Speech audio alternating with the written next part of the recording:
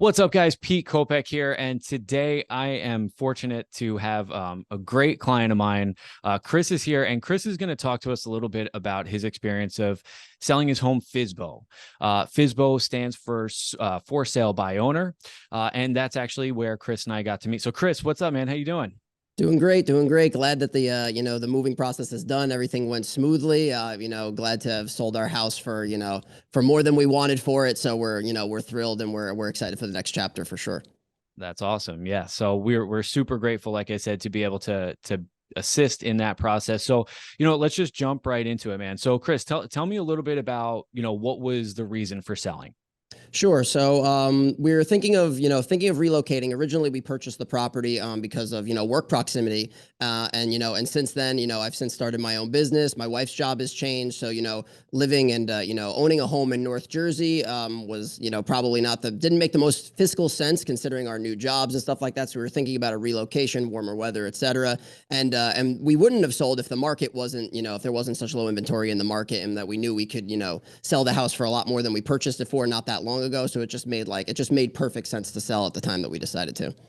Gotcha. So rapid appreciation, not having to be tied to a location anymore, and North Jersey's high taxes, high living costs, just kind of it all was like almost like a perfect storm. You guys were ready, Exactly. it just made sense. So, Exactly.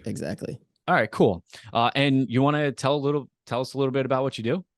Yeah, sure. So I was a public school teacher for 10 years. I taught in New Brunswick City, and I taught in the city of Orange for a grand total of 10 years. But my background is in music. So my music started picking up when COVID hit, and, we had a lot of time at home before virtual school started.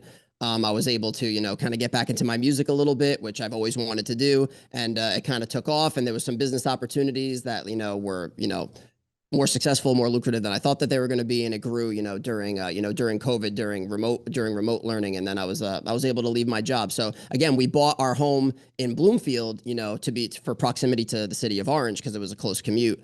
But now working from home, there's obviously, more desirable locations that we could live, especially since the majority of our income now is coming from my business. So tax purposes, all that stuff, and everything like that. So very lucky, very fortunate. I love my time teaching, but I do not necessarily miss it as much as I thought I would.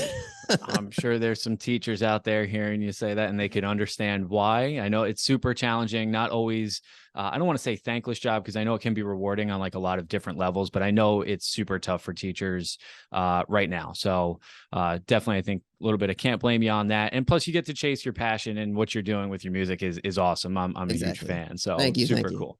All right, so let's get into the FSBO aspect of it. So looking to sell because it's just change of life, just the right time in your life. The market is fortunate where, this can all work to your advantage. So tell me, what was the main, thought on listing as a for sale by owner? Sure. So, like, obviously, I'm sure as 99% of for sale by owners do, they're trying to save on the cost of the commission cost The of having commission, yeah. a real estate agent. Which, if your property has high value, it's not an insignificant number. So, especially considering that the market that I knew that that there wasn't a lot of inventory on the market. I knew that we had rapid appreciation in the value of our home. So, like my original thought was just like, oh well, this house will sell itself. Like I won't have to put in a ton of legwork to sell the house. It's the demand is really super high. There's not a lot of supply going on right now. So I figured, I'll list it, see what comes back, and I shouldn't have any problem, selling the home myself, which I think there was truth to that. I think I could have sold the home myself. It's not a question of whether I could or couldn't sell the house by myself. The question was like, does it make financial sense to save on the commission cost, or does it not make financial sense to sell to save on the commission cost, considering what a real estate agent can bring to the table. So that was the part that I strongly feel like I was incorrect about in listing for sale by owner. I'm happy I did, because I found you and Ash because of that, because I originally listed for sale by owner. So I'm happy that I did do it. But the it's just in terms of the value of what was brought to the table, what you and Ash were able to bring to the table is what I had underestimated when I originally listed FSBO. Yeah, I first of all appreciate the kind words for sure. And I think that what you said there was super important, is that it's not that you couldn't sell it on your own, right? I think, it's not a matter of can I or can't I, it's a matter of should I, or does it make the most sense to, or is this the best use of my time? I think those are some things that maybe we don't always think about, right? Because I mean, taking my realtor hat off, like I'm a consumer as well, right? I Mhm. mean, sometimes I cut my own lawn, right? Or That's right. sometimes at a certain point in life, you start to, when you're young, you're starting out, you're like, okay, yeah, absolutely, I'm going to cut my lawn. But then you start to get older with work, maybe you have kids, maybe you have other responsibilities, and you start saying, well, should I be cutting my own lawn? Now, obviously selling your home and cutting your lawn are two different ends of the spectrum, Exactly. Yes. but just kind of like the principle there. So tell me a little bit about, you put your house on the market. Now, where did you have the house on the market? Like, where did So you list sure, it? sure. So we did list it, we did list it on Zillow, for sale by owner, on Zillow. One of the things that I didn't realize is, when you list your house for sale by owner on Zillow, at least this is how Zillow, functions now, is that, so the people who are looking for your home need to go and check for sale by owner. So it's not going to pop up with all of the other listings. It's not going to pop up with everything. So what ended up happening was, and the real estate agents are the ones who are most privy to that. I got tons and tons of phone calls. I was expecting more phone calls from buyers, but I got more phone calls from agents, seeing if they wanted to represent me to sell my home. We did have some interest. However, one of the first things that I did not anticipate, and I should have anticipated this because this was something I could have anticipated myself. I wasn't entirely comfortable with a lot of people who want to purchase from a for sale by owner also don't have a real estate agent representing them on the buyer side. And I quickly realized I'm not super comfortable with just random people like coming into my house. Like, oh, I'll be over to look at your house in a minute, and then me showing the house. Like, I immediately got an uncomfortable feeling from that. So that cut into the number of people who were seeing the house. And then after that, we had a few people come to see the house, but it wasn't nearly as many as I thought it would be, considering what the inventory was like. It wasn't like nearly as high volume as I thought it would be. And it like that part of the process was just very, very different than what I anticipated. Like, I kind of anticipated, tons of buyers wanting to come through and see the house, and it really wasn't that. Gotcha. Gotcha. Yeah. So you put your house on the market. I appreciate that fact, because I think even sometimes in the real estate industry, where there's certain trainings around like how to help for sale by owners, and list their properties. And that's one thing that I feel like we don't really talk about or maybe give enough credit to, is like, yeah, like as a professional realtor, like I'm trained, I have experience in how to talk to people. I can usually get an idea if somebody is for real or for not, right? So, and I think as a consumer, or just somebody not in that field, you sometimes don't think about that. So I appreciate you pointing that out. So you put your house on Zillow. You have a lot of agents calling you, right? Did I hear that That's right? right. So you have mostly Yes. agents calling you. And are those agents trying to help you sell your house? Or are they really looking to help you list your house? They want the listing. Yeah, so I got the sense, and a lot of people came through, to preview the house, to check it out, and then they wanted to list the house. They wanted, and they all said things that I definitely think are true. Like, I think they were all. I don't think anybody was lying to me. I think everybody was speaking truths. There might be, degree of exaggeration or not exaggeration on how much they thought that they could get for the house. How much value that they're going to bring to the table, how many potential buyers they're going to bring in. So there was definitely a lot of talk about that. However, the process, that part of the process was very, very, very overwhelming. And like I said, and I'm sure I said this to you, and I'm sure I said this to most of the agents that I spoke to, like, it's very, very hard when I'm hearing a lot of the same things. It's like very, very hard to differentiate, all these agents who are coming and telling you how much value they could bring. And what I told every agent that came, I'm like, I'm going to just go by my gut. If I do list with an agent, I'm going to go by a gut feel, who makes me feel the most comfortable, who I feel like is speaking to me like a human being and not giving me like this, smarmy car salesman sales pitch. So if I do list with an agent, that's who I'm going to pick, someone that I feel like I'm comfortable to, that I can be candid with, and that I'm not going to have to feel like I'm being, always given a hard sell to. And that's the reason why we ended up with you guys. Appreciate that. Yeah. And so then at what point, so you're on the market, you've got agents coming through, you've got some buyers. And if I remember correctly, you actually had someone who was a buyer who was entertaining maybe getting an offer in, or if We I did, remember and we correctly, did, we right? did, Yeah. we did have an offer. We did have an offer right at our list price. We did have an offer.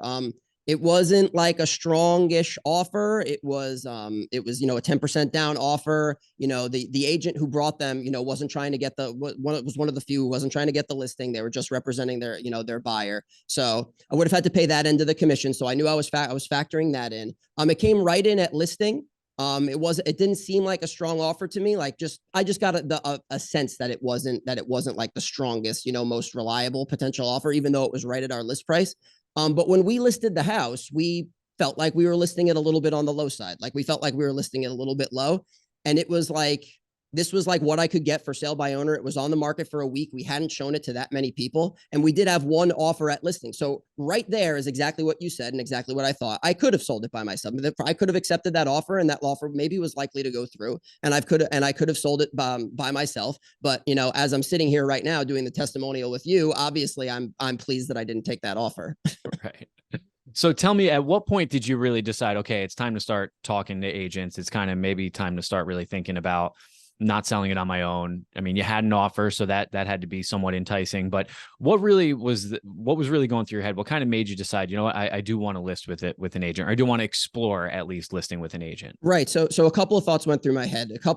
Number one, I thought, okay, well, I haven't shown this house to that many people. Like I've only shown it to a couple of people and I got an offer. So right away I'm thinking volume will get me more offers. Like if I can get more volume, I'm going to get more offers. If one out of the three people that I showed the home to, I think I showed the house to three people on my own. If one out of the three people I showed the house to put an offer in, if I can get, 10 times the more people seeing the house, or 20 times the people seeing the house, it's just going to be proportionally that many more offers that I'm going to get. And then the likelihood of those offers being higher. So that's the first thing.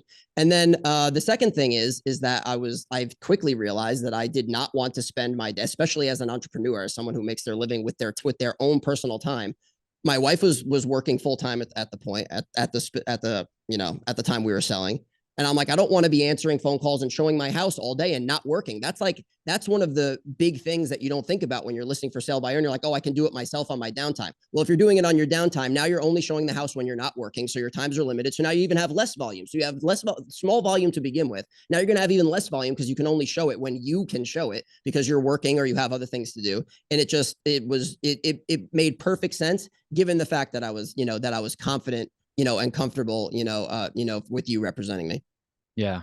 And we kept disturbing Melee, right? Yeah, Poor exactly. Melee. Yeah, Melee did not appreciate everybody coming in and out. Not at all. Poor pup. Okay, cool. So you decide, okay, so it's volume. We're going to be able to get this in front of more people, and somebody else's time can be spent, coordinating the showings and marketing and getting all this stuff out. So how many agents did you end up meeting with? Do you remember? I mean, you were exposed to a lot, I suppose. I would say more than 20, less than 30. Okay, more than 20, less than 30. So that's quite a number of agents, and I'm sure, is it fair to say that a majority of them, or a good number of them, at least half, were trying to get you to work with them? I would say 100% of them, not more than half. I would say 100%. I did not show the home to an agent who just had buyers looking to see the property. It was just people, trying to give me the hard sell on why I should list it with them for sure. Okay, so out of all the agents that you met with who were giving you their best pitch, and I'm not saying this to boast, I'm super grateful, but what was it that kind of, I would say, for lack of a better term, kind of helped us stand out? Or why did you kind of choose us over, so many other agents? Yeah, it was a couple of things. It was firstly, like I said, because some of the rhetoric is largely the same in that, I'm going to show it to this many people. I'm going to outpace the commission because I'm going to get you a higher. I'm going to sell the house for more, and it's going to be more than my commission price. Like that was the theme of everybody that came in. And that's why I said, I'm like, it's going to be a vibe check. Like it's going to be someone that I feel like I can get along with, that I can speak to candidly, that I don't feel uncomfortable by. Like half the people were out right away because they just made me feel uncomfortable. Like I don't know how else to explain it. Like it's just people with just poor interpersonal skills who don't really know how to talk to somebody. Like I'm a human. Like one person told me that they felt bad for me. And I was like, brother, don't feel bad for me. I'm like, you drove out to my house to try to sell my house. Don't feel bad for me. So like that, like there were people like that. There were people who made over promises. And there were also just people who I just didn't really feel like were like showed me that they were going to bring anything to the table. You came with comps already prepared. You came with a folder with a house that was just listed in a similar neighborhood at a similar price point that had a similar size and bedrooms, and you were like showing me what I could expect. I mean, that was work. That was work that you did on the front end that you didn't have to do before you came to look at my house. That was work on the front end. It made sense, and like I said, it's also a vibe check. Like, and I don't want to seem ageist, but like I like to work with people who are like around my age, who have a similar point of view to me, who I don't feel like have dated or hackneyed points of view about the way things work. A lot of the agents that came to see me were like that. So I mean, it was just about feel, and honestly, polish and preparation. It was both of those things. Sometimes people who are too polished, you're like, I'm getting a little sussy vibes from those people. But it was just a good vibe check, and you also seemed super prepared and smart, and that you knew what you were doing. I appreciate that. I appreciate that. So tell me, how was the experience once you hired us? Once so we talked about everything. And one thing that I thought was interesting too was like, when I look back on it, I remember looking at your list price and I remember thinking this is probably where I would list it. So we didn't even actually touch the price. The Yeah. price was good. But tell me, I mean, so, had the experience for sale by owner. We're done with that. We got all the paperwork out of the way. Tell me, how was your experience from, the time you hired us? Like, what did that look like? Sure. So immediately it's like, I was still thinking about selling the house, but like immediately, like I could go back to I could just go back to doing Chris things. Like selling a house is not a Chris thing. Like just because you bought a house and you have a house that people want, that people might want, and that it has a high value, doesn't mean that you know how to sell it. Like it doesn't mean that you know how to sell that for as much money as you possibly can. So I was a little bit uncomfortable and fish out of water, and anybody in that position is going to feel stress.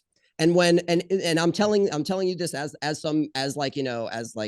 as someone who just went through this experience, not as an agent. Because if an agent comes into your house and be like, you're going to be really stressed if you try to sell this house yourself, you're going to be like, get out of my house, Yeah. But I'm telling you, it's consuming, it's time consuming, it's mentally taxing. It consumes your thoughts. You have like dreams about it because it's like consuming your day-to-day activity. It's not anything that you want to do. So immediately that stopped because I felt like I was in the hands of professionals and things like that. And now I knew more people are coming to see the house. And like, even if offers aren't pouring in, it's the volume. It's very, very difficult to get the volume if you're selling the house yourself, unless you are working at it 100% full time. And even if you are, you don't know what you're doing because you're not an agent. You're not in the space. You do other things. So like, it wasn't my area of expertise. So like all of that, like that was just comforting like immediately, like when we first started. Cool. Cool. Yeah. It's, I like how you said Chris can go back to doing Chris things. Yeah, exactly. Yeah. Exactly. Because I was like, it fell to me because my wife was working full time and I had the business. So I'm like, oh, I can take time away. I'm like, it's fine. We're going to sell our house. I mean, it's like, this is a huge deal. Like I can forego doing my stuff to sell the house. But it was like, it immediately the day after we listed it, it was full time. Phone ringing Yeah. off the hook constantly. And it's like, I don't want to not take a phone call. Like it could potentially sell the house. I'm not going to not take a phone call. I'm going to answer every single phone call. If I miss a call, I'm going to call it all back. That's the whole day right there, let alone having agents come in to see the house. So it was full time. There was no working and doing it. Yeah.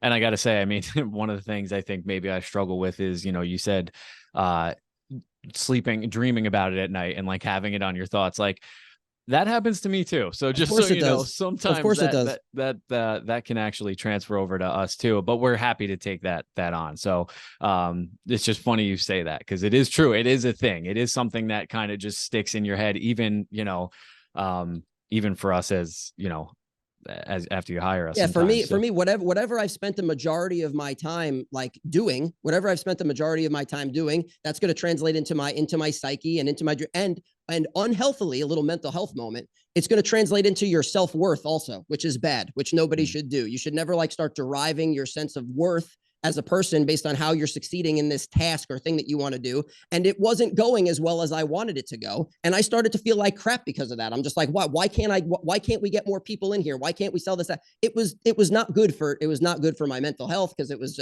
I felt like I should have been able to do a better job in it. And I wasn't, and I shouldn't have been able to do a better job in it because it's not my area of expertise and it's not something I have experience in. But naturally, a lot of people do that. You start to feel you got to get down on yourself if you feel like you're not doing as good of a job at something as you feel like you should be. yeah. No, I appreciate sharing that. That's not an easy thing to share. It's vulnerable. I appreciate that. Yeah. Um, All right, so that's the bad stuff and all that good stuff. Um, so we go on the market and now things are going pretty well. Now I want to be fully transparent here. We did have a hiccup along the way when we started showing the house. So why don't you tell me a little bit about, and we'll keep this part short, but tell us a little bit about the little hiccup we had when we hit the market. Well, yeah. Well, you know what? We'll talk about the hiccup, but then I'll bring it back around to why I was glad that I had you guys. So when we were initially starting to sell the house, we had it set up where that you, and you could correct me if I'm explaining this incorrectly. We had it set up where agents could go onto the MLS, and when they wanted to book an appointment for their potential buyers, they would select the time, and then I would get a text message saying you have buyers coming at this specific time, and the times were carved out. We carved it out together between this window in the morning, this window in the evening. And then we knew that people would come and see the house in that particular time. So like if we were going to be in the house, we could leave, or if we couldn't leave, we would go into the backyard, etc. But what ended up happening was a lot of people started just coming at times that were not their time. It was either way after and we thought that they had canceled, or it was way before and we weren't ready and we weren't expected yet. So we had people kind of just walking into our home, which a couple of times like actually scared us. Like it was like, what is happening? Someone's all of a sudden in my house, and then my dog's jumping down and barking, and then these people are scared and they're trying to come in. So that aspect of it was stressful, at least in the beginning. But that has nothing to do. That has everything to do with people not doing what they're supposed to be doing and not following the rules and not coming at their scheduled time. Or what I really thought it was is I felt like poor scheduling on the part of the agents showing the homes, and they wanted to try to squeeze in as many houses as they could. And even though their appointment was for 2, it's like, we'll show up at 12:45, and then maybe we can get in another house before 2 o'clock. That's what it felt like to me, because it was just like, oh, can we just see it real quick? Can we just see it real quick? It's like, no, like we still have like our dishes are still out because we just ate lunch because we were expecting people at 2, not at 12:45. Yeah. Yeah, it's easily one of the most frustrating things I think I've dealt with all year, because it really is just very simple. You just follow a process, you fill out a form, you go when you're allowed to. And unfortunately, there is only so many things that we can control. But it's one of the things that unfortunately comes with the territory. So yeah, but we were able to resolve that, which was good. We kind of got to a resolution on that. So yes, and like I said, I was glad to have you guys working on that, because you guys knew that I was pissed. Like you guys could tell that I was frustrated about it. And Corinne was just like, they're not going to be. They know you're mad. I'm like, good. I'm not mad at them. I was like, but I'm glad that they know that I'm frustrated by this so that they can fix it. And then you guys said something to them, because after that whole little bit of those few incidents of people coming not at their time, everybody was like super punctual, waiting in their cars right until the time, and then coming in and asking us, is it okay? We can come in. And then it was just beautiful. And then everything was great at that point. So yeah, it's like, it's a hiccup, but then again, like you're happy that you don't have to handle this yourself, and that there's somebody else to talk to these agents and be like, don't come in at your time that's not scheduled, so that you don't have to have that conflict in your home. yeah, it's one of those things you don't even think you have to Yes, right. address, but when it comes up, you got to take care of it. And we were fortunate to have some other really great professionals around us who we could tap into and say, hey, what have you guys done in these kinds of situations, and just some different things. So but we were able to get that resolved, which was great. And that's not the case. I was just like, of course that's the situation here. So all right, so anyway, so let's talk. I guess a question for you: were there any aspects, now that we've got the listing up, and we start getting an offer, and now we're kind of ready to move forward with that, were there any aspects of the transaction that maybe you found like a little more challenging or complex than maybe you had expected? I mean, I feel like we covered quite a few, but was there anything else that maybe throughout that actual transaction process that maybe felt a little more challenging than maybe you had thought? Yeah, no, I don't think any aspect of it was like particularly challenging, because I mean I did just buy a house 3 years earlier, so like I was on the buyer's side like very very recently.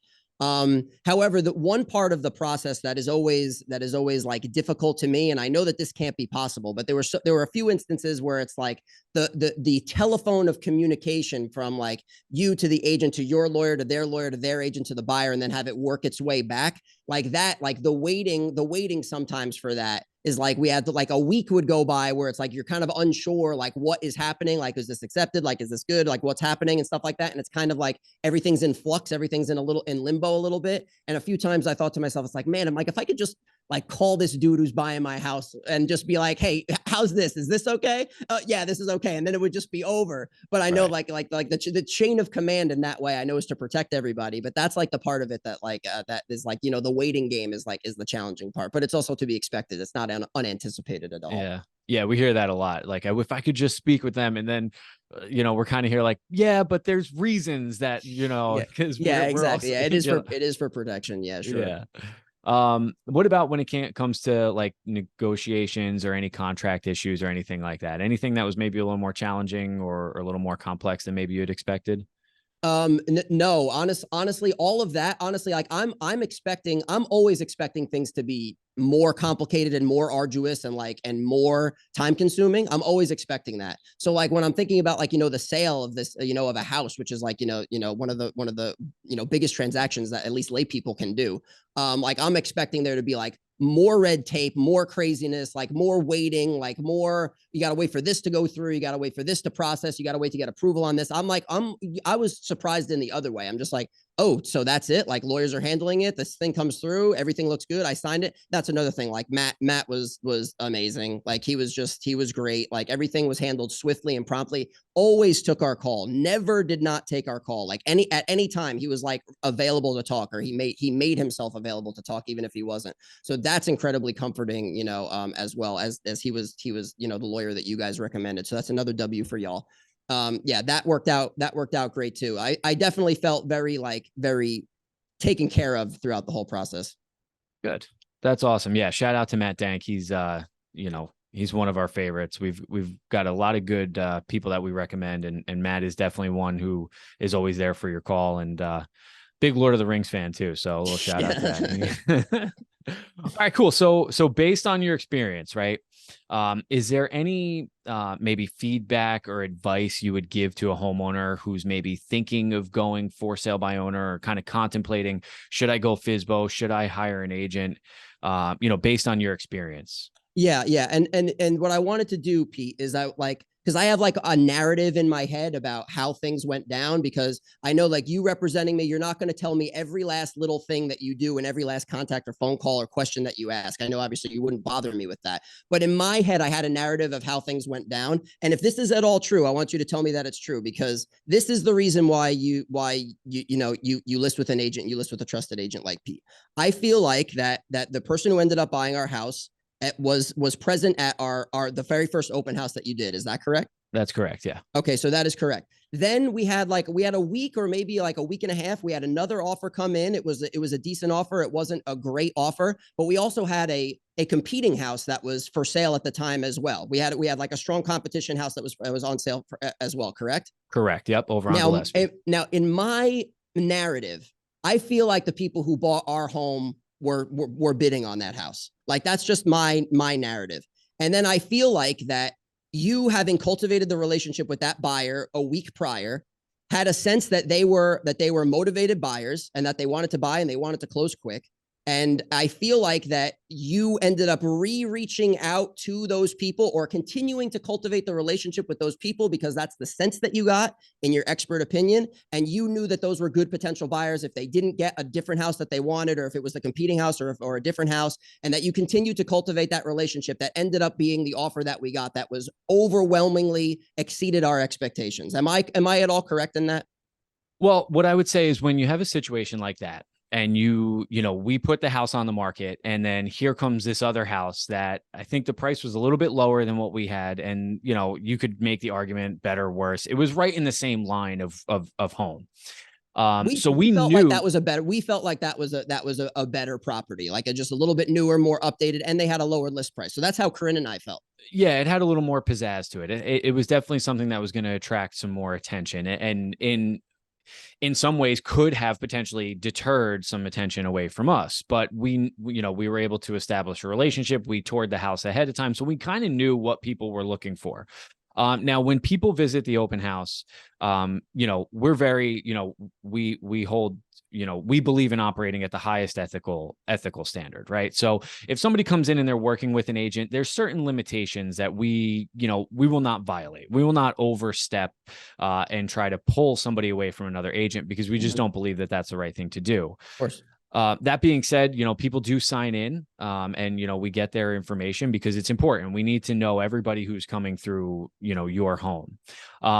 With that being said, we do send out marketing updates to either, and sometimes buyers will put the agent's email address, and that's fine too, because we want them to know that this house is still available or up for sale. So, I would say that we definitely stayed in touch with the people who visited the open house, let them know what was going on. And we also expected that, if we jumped the gun before the buyers were accepted on that house, there Yes. were a bunch of people who could potentially be waiting, who would then flock over to your home, that we would miss out on those opportunities. So it was And we just had like 15 people. We had like 15 people see our house the weekend that house accepted an offer.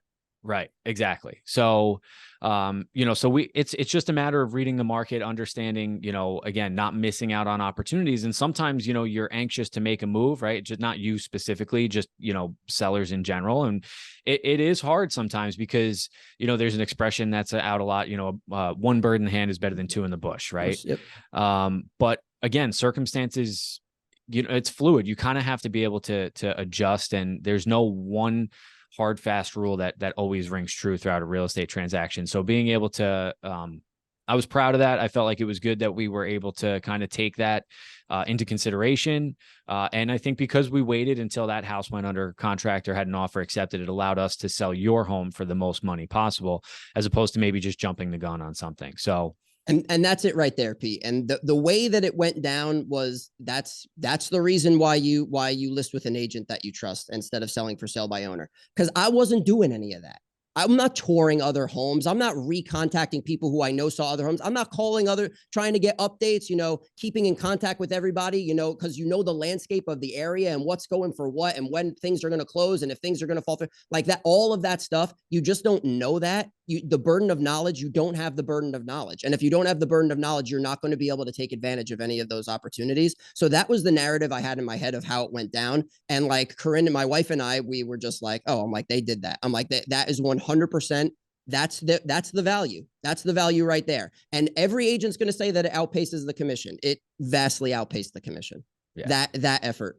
Yeah. And just to be clear, not every agent does that. And I'm not, Yeah. there are some amazing agents in this industry, but I will also say that, the COVID pandemic, the COVID-19 pandemic, we saw a major influx in people getting their real estate license. I just heard a stat. I think it was like 68% of the agents who closed deals or something like that were only had done one or two deals previously or something like that's something. A lot. Yeah. Something really, again, something really extreme like that, where, and now we're transitioning into another market where, those kinds of little things, I'll always say, like, it's not one little thing that makes the difference. It's all the little things that make the difference, right? It's not necessarily, door knocking everybody in the neighborhood to let them know that may result in that extra offer that puts another $10, $20, $30,000 in your pocket. It might not. It may be, touring the other neighborhood, sending out a follow-up email. There's so many little things that can just,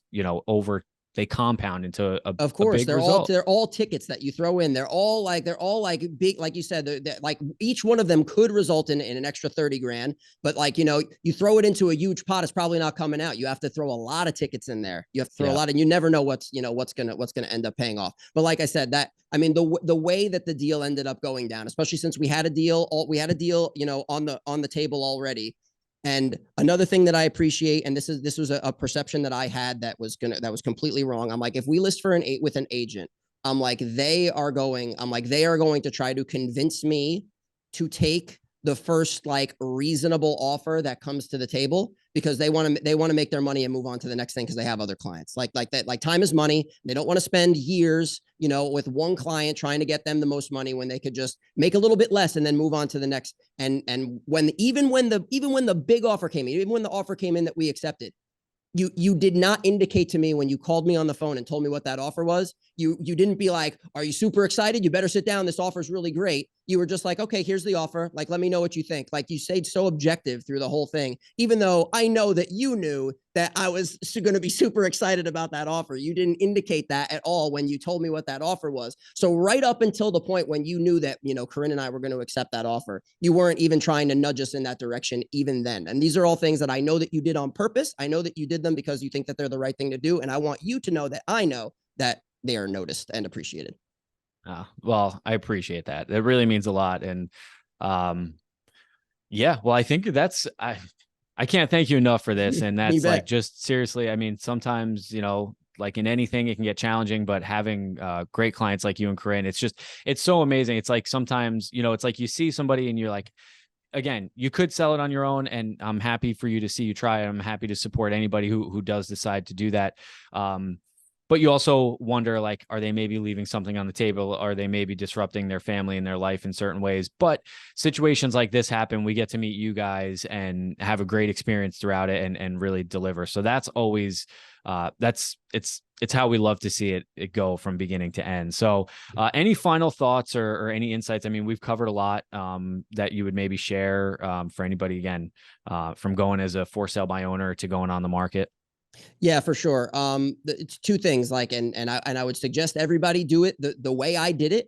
Because we're incredibly happy with the results. I don't think listing for sale by owner was not a mistake. Because had we just decided to list with an agent immediately, we would not have listed with Pete. We would not have listed with Pete and Ash, because there's so many agents. We would have picked one at random, and then who knows what would have happened. So listing for sale by owner was great in the sense that I got so many, I got so many folks in to show me, what, like, why I wanted to list my house with them. We wouldn't have found Pete and Ash. We wouldn't have found the Copec team if we didn't list for sale by owner. So I am happy I did that. However, do not underestimate how little selling your house yourself. Because yes, you have something that someone wants to buy. You have something that it might be in very high demand. But the intricacies of actually getting the most money that you can are much more nuanced than you think. It's not just a matter of putting your house on Zillow and having all the people come flock and give you tons of offers. It's not going to go down like that. They're professionals for a reason. They're able to make their living doing this for a reason. Even though people selling their house have to part with a lot of their money in the sale of their home, a lot of people do it. We're not all trying to lose money here. Like, this is definitely the reason I'm super thrilled that we went with Pete and Ash. Awesome, Chris. Like I said, I can't thank you enough for not even, just everything. I'm super grateful for you and for coming on this with me today. And hopefully we can help one or two people either navigate through the for sale by owner process, right? Maybe they can hear some things here, and maybe they do stick to for sale by owner and they're actually able to avoid some of the challenges that we saw in that experience. Or maybe they're interested in getting, some expert advice or maybe some professional opinion. So either way, Chris, I can't thank you enough. If you guys are interested in learning more about what we do to help for sale by owners or put it on the market, of course, we'd love to meet with you and have an opportunity to chat with you. Chris, thank you so much, my friend. I look forward to it. And yeah, man, we'll be in touch. Appreciate it, buddy.